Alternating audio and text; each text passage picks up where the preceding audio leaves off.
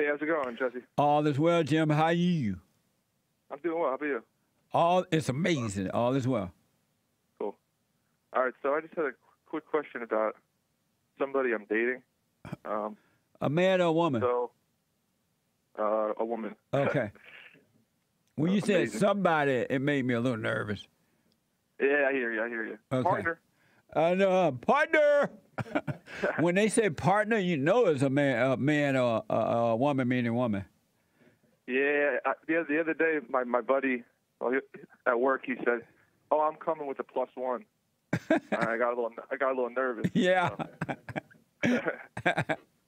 That's right. Yeah, so Even in business now, you can't say partnership. You have to say my business partner. yeah. Make it clear. But anyway, go ahead, Jim. So I'm dating this girl, and everything's going well, and no sex before marriage, none of that stuff. You're not living together? And, no, not living together. Okay. Luckily, she's very close with her father. Oh, and she good. identifies with, yeah, and she identifies with him more. But somewhere along the way, and I think it was listening to you, and it's kind of intuitive too, because I want to have white babies. She's only half white, and the other half is like Filipino. So everything else is like real good. Right. But that one part kind of bothers me, and I just wanted to know, like, do you think if I have any conflict whatsoever, I should, dump her? And why does it bother you? It only bothers me in the sense that I kind of want my kids to have blonde hair, blue eyes, white babies. That's right. We need white babies. Believe me. Yeah. And so, what's your question for me? Basically, if you have a shred of doubt or conflict about someone that you're in a relationship with, is that grounds for ending it? Or that's a really good question, Jim. What happened is you may be living in your imagination because you've heard. I think I am. Yeah, you've heard it say that you need to marry white man need to marry a white woman, black people, because that's the right way to do it. And so you may be living in your imagination. The beauty is, since you don't know for sure, and you're not having sex, you're not living together, just keep doing what you're doing, and God will guide you, and you will see what to do. It will turn out the way it should. But cool. But do not believe any thoughts about it at all, because every thought is from Satan, and he will use what you've learned against you. So just doubt every thought. Yep. And keep doing what you're doing. Stay away from the sex so you don't become addicted to her and be emotional and stuff like that. And you will see the right. I've done it the wrong way before, so I understand. Yeah, I understand how bad it can get. Yeah, so just relax and no sex. You'll see if it's meant to be, it'll happen naturally. If not, it'll walk away naturally. So you understand, doubt every thought. Don't believe any thought. Just let them pass. You can continue to date this woman, but no sex, no live-in, and you will see the right way to go. It will be shown to you. Cool. Isn't that amazing? I've been sort of like in the past. I've had struggles with believing the good thoughts. You know what I mean? I'll have a good thought. No such thing as a good thought. Yeah, exactly. But you were saying you would believe a good thought, and then what would happen? Yeah, like the bad thought, I'll be like, oh, that's just a thought. You know what I mean? And then a good thought will come by, and I'll be like, oh, that's awesome. And then it'll make me feel good. It'll stroke my ego a little bit. Yeah. And then bad stuff starts to happen. But, yes. The thoughts build you up just to let you down. Right. Exactly. So another thing I wanted to do is ask you, how did you know that you were called to preach, and at what point is introspecting and knowing yourself, like what's the difference between knowing yourself and believing a thought? Because you know how sometimes a thought will say something about you that's sort of true. And and then in that moment, you can either accept it or you just move on or whatever. That's a good question, man. I just wanted to hear what your So, first question first. How did I know I was called to preach? Right? Yeah. I don't see it that way. I just see that I'm doing what's in front of me to do. I don't Okay. see it as I've been called to preach. I just think that's a phony thing made up by the preachers and the Christians. Okay. And it make them feel good, and it makes you think that they are a preacher, so you follow them, right? I Yeah. just realized one day when God caused me to wake up, I realized what the problem was, and what the things we deal with. I just realized that was the problem, and so I thought, wow, I go, and I realized that at the time we were just dealing with black people, and I realized that black people need to hear this, that it wasn't what they were told, that it was a spiritual problem, and so I found myself doing that, and then it just one thing just led to another over the last 29 years. But I never thought of myself as I'm called to preach by the Lord when I was By your 20 mama. years old. Yeah. So I just think that's another thing that the people have read in the Bible, and they think that's what it means, and so they go around saying it. It's not. Okay. It's not like what they're telling you. And then ask me the second part again. Yeah. So how do you know the difference between self-knowledge and believing a thought? Because sometimes when you're praying or observing, a thought will come by, and it could be something that's true about you that you either can believe it or you could disregard it and treat it like any other thought. Oh, so number one, again, let all thoughts go by. Don't believe any thoughts about anything, not about the Yeah. Bible, not about anything. All thought about you, because there's no such thing as self-knowledge. You're either influenced by the spirit of darkness or you're influenced by the spirit of light, right, of God. And so there's Okay. no such thing as self-knowledge.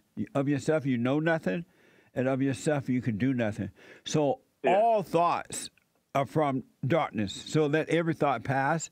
And then those things that are revealed to you about you, just observe them, but don't have any opinion about it. Don't call it good or bad or anything. Just watch it, and you'll be fine. Just Cool. just live by the light within, because eventually you're going to return to just being a living being instead of like Yeah. kids are, right? Kids have no opinion. They just live. They can agree or True. disagree, and you're going to become that. So when you see things in imagination about yourself, let it pass. When God reveals things about you, you see that and you're being corrected. So let that pass as well. Okay. And then a couple more things. Thanks for helping me overcome my atheism and my Jew hatred. You used to hate the Jews? Yeah, I actually called in about this before. I used to hate the Jews, yeah. Why did you hate them? I just, my house wasn't really built on love. Yeah. It wasn't built on solid ground. And so I was subject to the world and Jew hatred, and hatred of anything is just worldly stuff. So Absolutely, I just kind of man. got sucked into that. I blamed them for my problems and whatnot. And, yeah. That's the same thing that black people have done with the white people. Same ditch. Yeah, they have blamed them for everything because they come from failing parents. So they already in the darkness. And when they go out into the world just feed into that darkness. And Right. generation have gone along with it, and they've gotten worse rather than getting better. And that's why I tried to warn the white guys, don't go down that road of hating. You could disagree with it. I mean, everybody disagree and agree with things, right? So you could disagree with what's happening with some of the Jews or whatever, but Yeah. don't hate them for it. Yeah. And what was the other thing you overcoming? Oh, you were an atheism. atheist. Why were you an atheist? Parents, I grew up in a house without love. Yeah. That's about it. How- I also ran away hardcore into my intellect. So. Yeah. How old are you, Jim? I'm 22. Wow. Man, you're so mature now for your age. That's amazing. Yeah. I called back a couple months ago and asked you about something when moving into my friend's house with his girl. Yeah. And I didn't do it. I got a job and I moved into a place by myself. So Right on. yeah, so it's going really well for me, and I owe a lot. I owe you a lot. The And, thanks for angels, everything. the angels in heaven are celebrating. I can hear them now. Another soul has returned to the Father. It's beautiful. It really is. And you have not seen anything, Jim. Stay with the prayer. Speak up. Don't resent.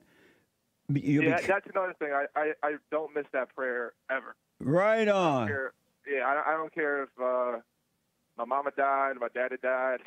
That's right. Wow. Ever. I can pack up and go home now. My job is done. One soul has been saved, man. And to be so young, that's amazing. Yeah, I realize, from watching your show and just from living life, I realize like how bad it could have been if I wasn't saved. Yes. Yeah. Even if I was like living with a girl or doing some other stupid stuff, a lot can go wrong. Yes. Oh, and what kind of led me back to the light was I was dating this black woman. She black. She black, and you white, right? You're white. Yeah, I'm white. And I said, you know what? Let me just stop having sex with her for like a month.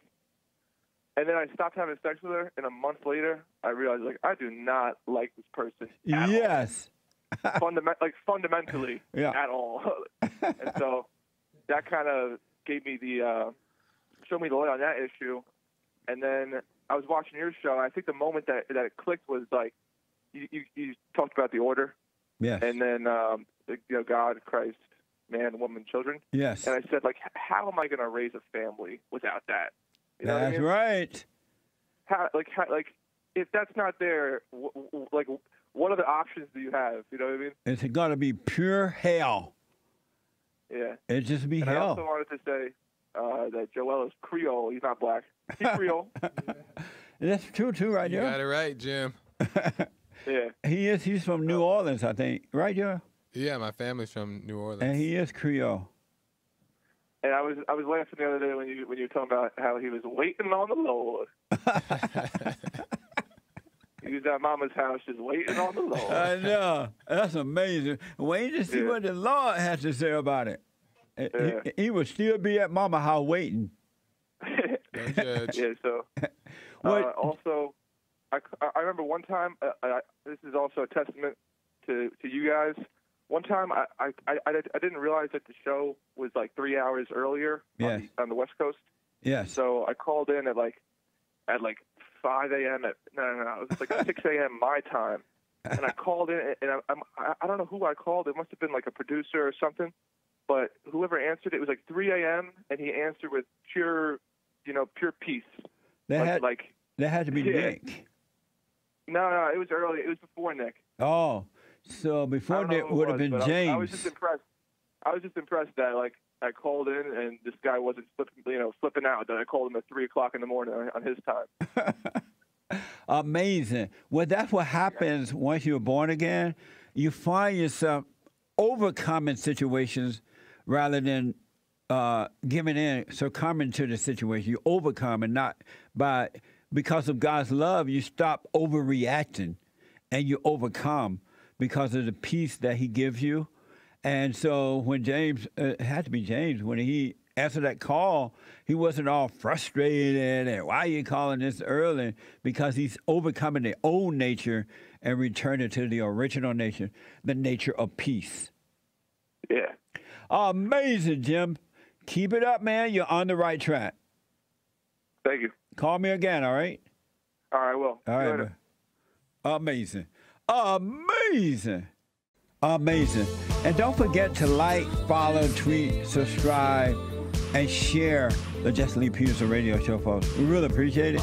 We are at war. It is a spiritual battle for the soul of America. And it's going to take all of us to do it.